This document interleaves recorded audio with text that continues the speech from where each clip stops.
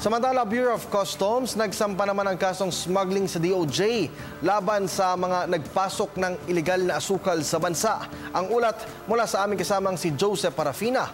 Mag-uulat live via phone patch. Salamat. Nagsampa na nga ng kasong smuggling ang Bureau of Customs na nasa likod ng ilegal na pagpapasok ng 13 milyong pisong halaga ng asukal.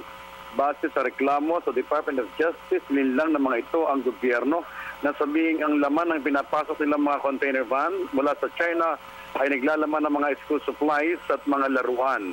Subalit ng busisin ito ng mga otoridad, particular ng BOC sa MICP, ayon sa mga kanilang nakita, refined sugar pala ang laman nito. Kinasuhan ang Real Top Enterprises, si Kevin Castro at isang nagngangalang Jerwin Torion. Nagbabala din si BOC Commissioner Bertina na huwag siyang subukan ng mga smuggler na magpatuloy magpasok muli ng mga illegal na kargamento dahil di niya sasantuhin ang mga ito. Para sa Telebisyon ng Bayan, Joseph Parafina.